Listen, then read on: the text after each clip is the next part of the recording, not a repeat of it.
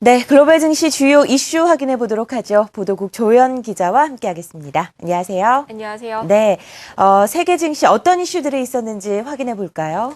네, 10일 글로벌 증시는 특별한 이슈가 없는 가운데 이번 주 가장 주목되는 미 재정 절벽과 그리스 긴축안 협상에 대한 우려와 기대가 뒤섞이며 혼조세를 보였습니다.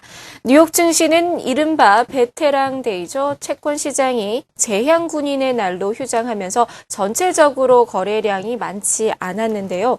다우와 S&P 500 지수는 소폭 상승했고 나스닥은 하락했습니다.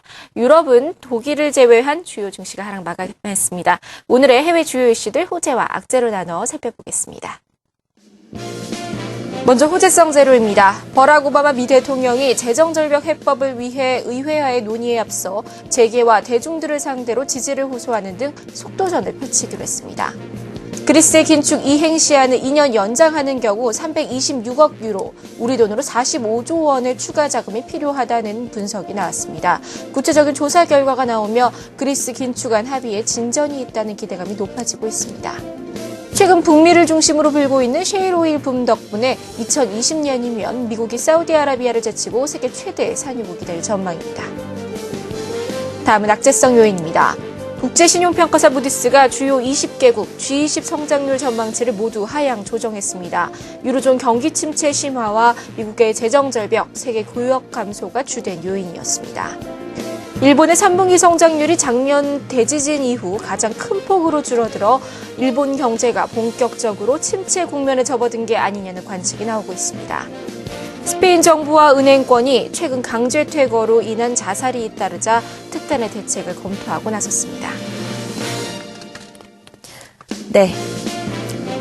미국 재정절벽 논의가 이번 주부터 본격화될 예정입니다. 오바마 대통령은 기존의 입장을 고수하지 않을까 하는 생각이 들고요. 속도는 더 빨리 내겠죠. 네, 그렇습니다. 버락 오바마 대통령이 오는 16일 의회 지도부와의 협상을 가는데요. 그에 앞서서 대중들의 지지도 호소할 예정입니다.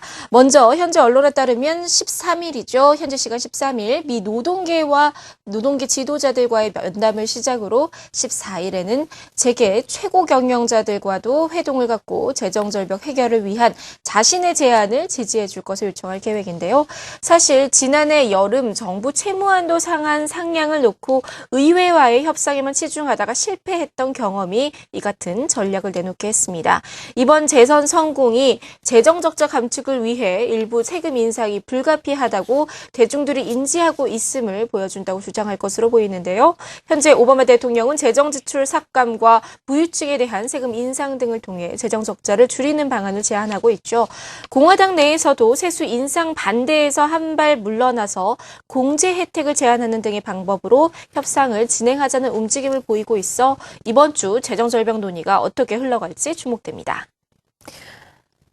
미국에서 중요한 경제지표 발표가 없었습니다. 그 가운데 유로존 재무장관 회의에 세계 이목이 집중이 되고 있는데요. 그리스 문제와 결부되어 있기 때문에 저희가 좀 관심을 가질 필요가 있겠습니다. 어떻게 진행됐나요? 네, 맞습니다. 12일 유로존 재무장관 회의 유로그룹이 현지에서 열렸습니다. 그리스 긴축안 합의 여부는 아직 불투명한데요.